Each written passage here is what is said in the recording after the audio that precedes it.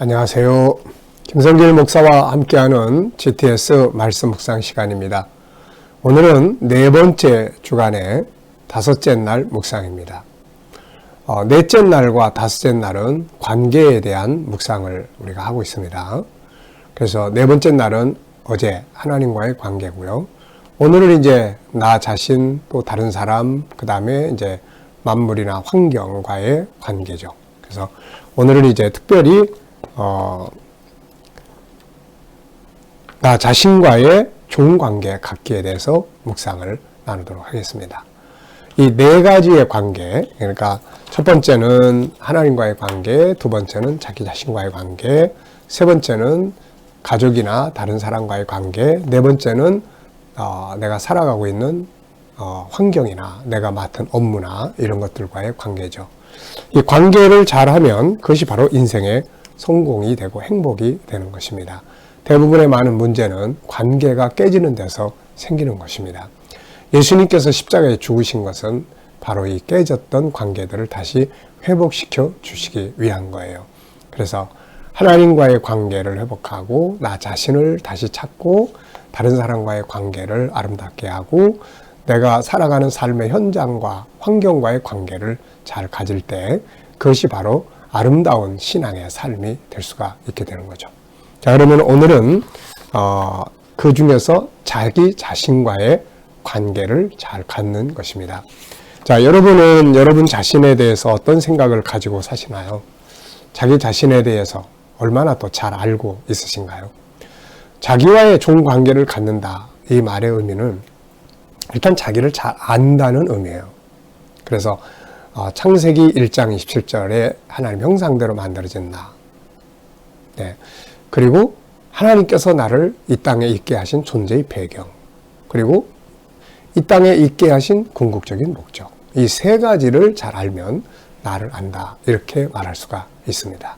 자, 다시 한번 말씀드리면은 내가 이 땅에 존재하게 된 존재의 배경. 그건 창세기 시편 139편 13절로 18절에서 설명하고 있고 그 다음에는 이제 내가 뭘로 만들어졌느냐. 그래서 하나님 형상대로 만들어진 나의 모습. 이것은 창세기 1장 27절입니다. 그걸 알아야 나답게 살거든요. 그리고 이제 최종적인 거는 내가 세상에 존재하는 최종적 목적은 뭐지? 네. 이것은 에베소서 1장 3절로 6절에서 잘 설명하고 있습니다. 하나님 나라에서 영생하는 것이죠.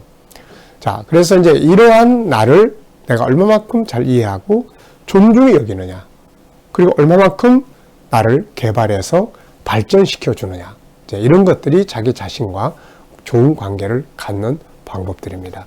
자, 결국은 우리가 세상을 살아가는 것은 나예요. 내가 살아가는 거기 때문에 내 자신을 인정해주고 존중히 여기고 또 약점도 있죠. 우리는 죄성을 가지고 있으니까 넘어질 때 있고 약할 때 있고 실패할 때 있고 이럴 때 얼마만큼 나를 공감하고 이해해주고 수용해주고 또 희망을 가져주고 할 수 있느냐. 그래서 이제 이런 것들이 바로 우리가 세상을 행복하게 사는 방법이에요. 어떤 사람들은 자기를 싫어하고 자기 자신을 학대하고 자기를 미워하고 자기를 증오하고 전혀 자기를 개발해 주지 않고 자기를 관리해 주지 않고 그럼으로써 자기를 아무렇게나 내던져 놓는 이런 사람들도 또 있는 것 같습니다. 결국 이런 것들이 실패의 원인이 되기도 하고 불행의 원인도 되기도 하는 것입니다. 자, 오늘 이 묵상을 통해서 좀 더 자기와의 좋은 관계를 가질 수 있었으면 좋겠습니다. 자, 그러면 이제 우리 본문 말씀 한번 읽어보시죠. 빌라도가 이르되 그러면 그리스도를 하는 예수를 내가 어떻게 하랴? 그들이 다 이르되 십자가에 못 박혀 하겠나이다. 빌라도가 이르되 어찌미냐? 무슨 악한 일을 하였느냐? 그들이 더욱 소리질러 이르되 십자가에 못 박혀 하겠나이다 하는지라.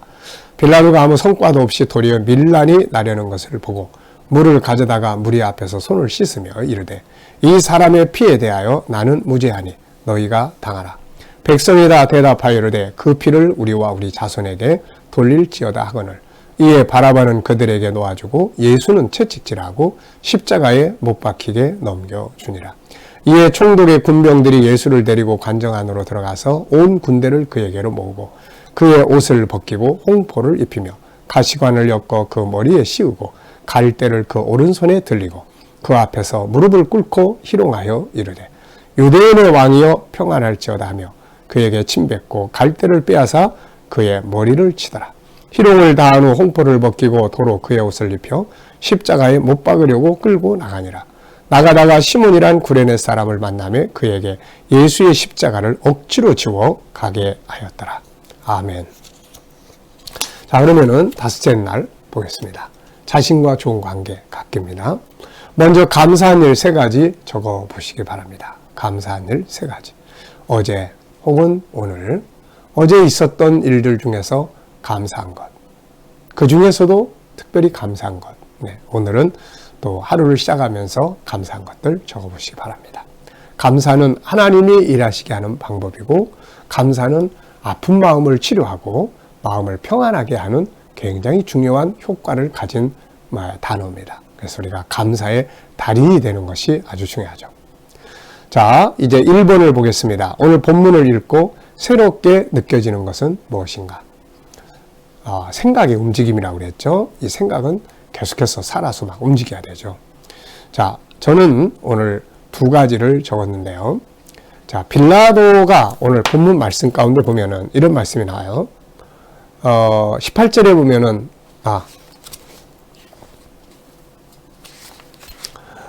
네. 24절에 보면 빌라도가 아무 성과도 없이 도리어 밀란이 나는 것을 보고 아무 성과도 없다. 이 단어가 오늘은 마음에 좀 감동이 오는 내용입니다. 사실 빌라도는 권력자거든요. 뭔가 하고자 하면은 할 수 있는 능력을, 권세를 가진 자죠. 그런데 이 사람이 예수를 놓아주려고 여러 가지 방법을 썼지만 아무 성과가 없다 하는 것을 보면서 이게 사람의 생각과 사람이 행하는 일들은 막 열심히 해도 때로는 아무 성과 없이 끝날 때도 있구나. 그리고 생각지 않게 흘러가게 될 때도 있구나 하는 것을 생각을 하게 됩니다. 우리가 이런 것 때문에 실망하고 낙심하고 포기하고 막 그런 경우가 많잖아요. 그렇지만은 우리 스스로가 이런 걸 때로는 인정할 수 있어야 되는 것 같아요. 처음엔 저도 제가 어떤 계획을 짜서 했던 것들이 성과가 제대로 안 나오고 그러면 굉장히 막 실망하고 막 그랬던 때들이 있었던 것 같아요. 근데 인생을 이렇게 계속 살다 보니까 결국 인생이라고 하는 것은 이렇게 해도 한 만큼 성과가 없는 그런 경우들이 참 많다 하는 것을 느끼게 돼요.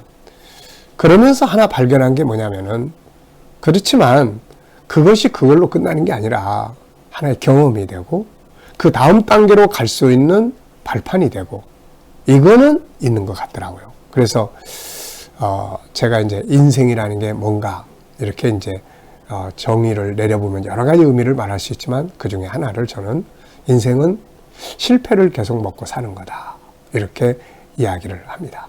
실패 먹고 그 다음에 그걸 발판으로 또 해보니까 또 안 되고, 그런데 경험이 또 쌓이고 또 발전하고.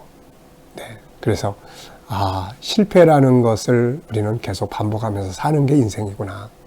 그러나 실패라는 것은 실패로 끝나는 게 아니라 하나의 경험으로 또 쌓여지는 거구나, 이런 생각을 하면서 이제는 열심히 해서 성과가 안 나타나도 그걸 다 수용하고, 보이는 성과는 없지만 노력하고 애써온 것들은 경험으로 축적이 돼서 그 다음으로 또 갈 수 있는 이런 것들을 이제는 어느 정도는 익숙해져 있는 것 같습니다. 그러니까 여러분들의 삶에서 뭔가 계획하고 막 노력했는데 생각만큼 성과가 안 나온다고 해서 속상해하지 마시고 또 낙심하지 마시고 포기하지 마시고, 그게 꼭 가야 될 길이라면은 그 경험을 바탕으로 해서 또 한 단계씩 또 진행하고 이렇게 나아갈 수 있는 그런 좋은 이렇게 교훈이 됐으면 합니다.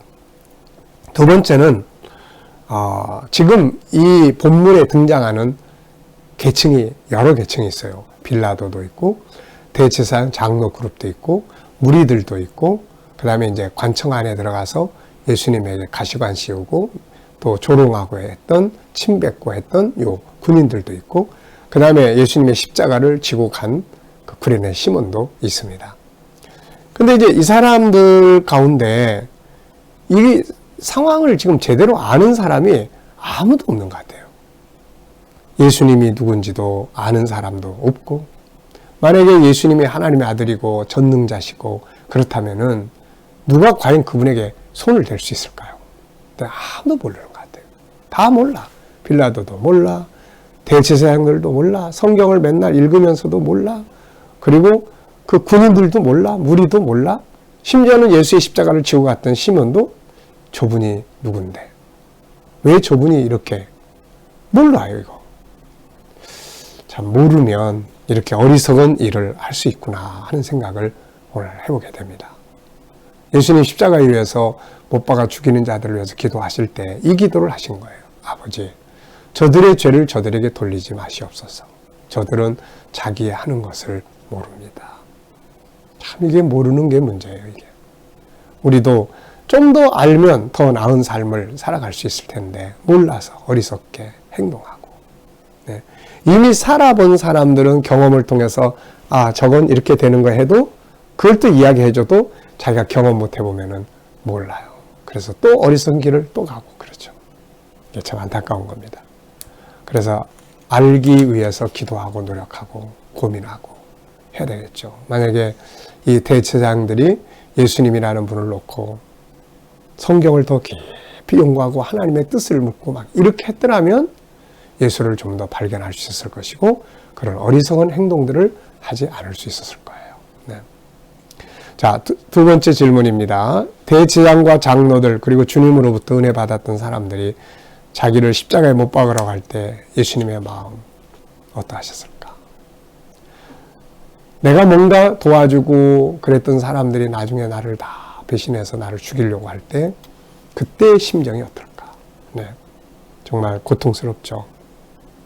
아마 그러면서도 예수님은 그들이 불쌍했을 거예요. 그 깊은 속에서 그들을 불쌍했을 거예요. 대제사장과 장로들, 예수를 죽이라고 막 소리 질렀던 이들의 마음은 어땠을까? 우선 자기들의 기득권을 지키고자 하는 그 고집스러운 마음, 고정관념, 무지함, 그러면서도 포악한 마음. 어쩌면 그렇게 긍휼이라는 게 종교인들이 말이죠. 긍휼이라는 게 하나도 없이 무자비하게 빌라도가 깜짝 놀랄 정도로 십자가에 못 박으라고 하는 이런 이야기들을 할 수 있었을까? 참 여러 가지로 많이 생각을 해보게 돼요. 세 번째 질문입니다. 빌라도가 바라바를 놓아주고 자신을 십자가에 넘겨줄 때 주님의 마음은 어떠하셨을까? 만약에 여기서 빌라도를 넘겨주고 죽이게 십자가에 넘겨주고 예수님을 풀어줬다면 어떻게 됐을까? 구원적인 입장에서 보면 주님은 빌라도를 놓아주고 자기가 십자가에 넘겨질 때 감사했을 거예요. 아버지, 이제 됐습니다. 이제 제가 죄인이 됐습니다. 그 다가올 고통과 괴로움을 생각하면 너무 힘들지만 그러나 그 일이 가지고 올 결과를 생각을 해보면 아버지, 이제 됐습니다. 이제 구원받게 됐네요. 아마 그런 마음이 들지 않았을까 하는 생각이 듭니다. 참 죄송하고 감사하고 그렇죠. 이때 빌라도의 마음은 또 어땠을까? 예수를 십자가에 넘겨주고 자기는 손을 씻는데 난 이제 상관없어. 난 이 사람하고 아무 관계없다. 그리고서는 손을 씻었는데 이때 그의 마음은 어땠을까? 불안했을까? 아니면 속 시원했을까? 아니면 뭔가 무서웠을까? 아니면 막 귀찮았을까? 네, 좀 난처함도 있었을 거고요. 어쩌면 예수에 대한 그런 생각보다는 자기 권력이 혹시라도 저 유대 지도자들에 의해서 무너질까 봐 걱정을 할 수도 있었을 것 같고요. 자, 네 번째입니다. 주님은 머리에 가시면류관이 씌워지고 침뱉음을 당하시고 채찍에 맞으실 때 어떤 마음이 드셨을까? 참 비참했을 것 같아요. 머리에 가시면류관이 꽉 씌워져서 막 아프고 쓰리고 이런 것도 있었을 것 같고 그 사람들이 예수님의 얼굴에 침을 태태 받고 있을 때 그 침이 얼굴에 묻잖아요. 그럴 때 그 비참함이라는 게 얼마나 컸을까. 만약에 누가 우리 얼굴에 침 뱉으면서 욕을 한다면, 조롱을 한다면 우리의 마음이 어떨까요? 그러면서도 주님은 그거를 다 묵묵하게 다 받아 넘긴 거죠. 다 받아 넘긴 거죠. 우리를 대신한 속죄의 아픔을 이렇게 겪으시는 걸 생각하면 너무 마음이 아프고 감사하고, 또 한 부분에서는 우리 역시 세상에서 애지간한 조롱과 멸시를 받을 때 이분을 생각하면서 당당하게 이기고 나갈 수 있으면 좋겠다 하는 그런 생각이 듭니다. 자, 나와의 관계를 한번 확인해 보는 거예요. 자, 여러분들은 자신에 대해서 평상시 얼마나 이해하고 감정을 지지하고 공감하고 존중하고 있나요? 혹시 자기 자신을 항상 비하하고 학대하고 있지는 않나요? 나 같은 것. 나는 왜 세상에 태어났을까? 난 내가 싫어. 난 자신감이 없어. 난 못해. 난 바보 멍청이야. 그러면서 자기를 학대하고 있지는 않는지. 우리가 몇 번 실패하면 그 다음에 에휴, 나 같은 건 역시 안 돼. 그러면서 자기를 미워하는 경우가 많잖아요. 그런데 예수께서 이런 고난 받아주신 것은 우리의 가치를 찾아주려고 하신 거예요. 창세기 1장 27절에 그 존귀한 가치를 찾아주려고 십자가에서 이런 모든 멸시를 다 받아들이신 겁니다. 그렇다면 이제 우리가 주님을 기쁘시게 하는 것은 나 자신의 가치를 찾아내고 다른 사람의 가치를 찾아서 존중히 여기고 서로 사랑하고 바로 이런 것들이라고 생각을 해요. 자, 자기 존중법. 나를 존중하기 위한 방법은 뭘까? 여기 15가지를 적었습니다. 자신의 존귀한 가치 인정하고 자기와 인사하고 존귀한 언어 사용하고 업무 속에 있는 존귀한 의미 찾고 자기를 연구해서 이해하고 자기를 수용할 줄 알고 자기에 대한 희망을 갖고 사랑을 고백하고 위로와 칭찬 그리고 감사하고 자기와 대화하고 자기에게 편지도 써보고 자기 충전도 하고 셀프 치유하기, 자기 것을 찾아 소중히 여기고 자기만의 행복 프로그램 짜고 하나님과의 파트너십을 강화하고 자기를 존중할 줄 알아야 돼요. 네. 자, 오늘 말씀 속에서 느껴지는 하나님 마음은 무엇인가? 사랑, 아픔, 믿음, 그리고 이 길을 따라오라고 하시는 것이 하나님의 마음인 것 같아요. 우리를 사랑해. 내가 널 사랑해. 그래서 이런 아픔을 겪는 거야. 넌 이걸 믿고 받아들이고 그리고 너도 이제 조롱과 멸시를 받을 때 예수를 생각하고 이 길을 따라와야 돼. 이게 아닐까 싶습니다. 자, 질문 2개 만들어 봤습니다. 첫째, 무지한 자들이 갖는 행동은 무엇인가?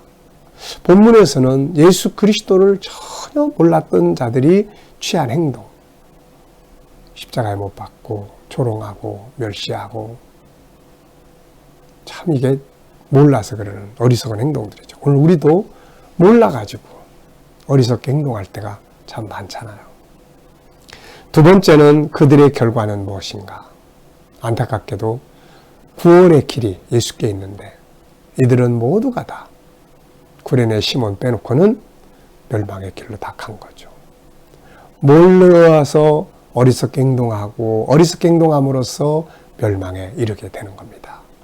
그래서 바울 사도는 우리에게 배우고 확신한 일에 거하라. 배우고 확신한 일에 거하라. 예수님께서도 진리를 알지니 진리가 너희를 자유케 하리라. 알아야 되는 거거든요.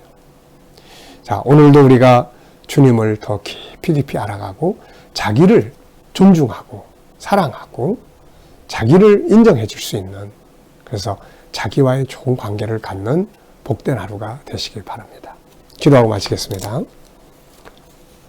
주님 감사합니다. 오늘도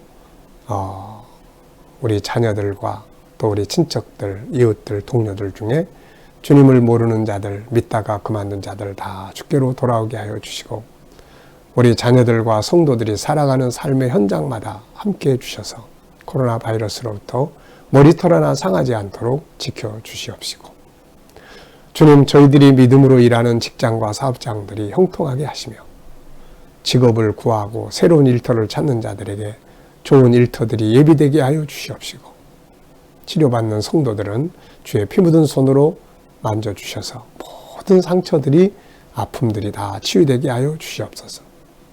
주의 백성들이 주 안에서 가진 비전과 꿈들이 이루어지게 하시고, 저희들이 믿음으로 발로 밟고 행동하는 모든 것들이 복되게 하여 주옵소서.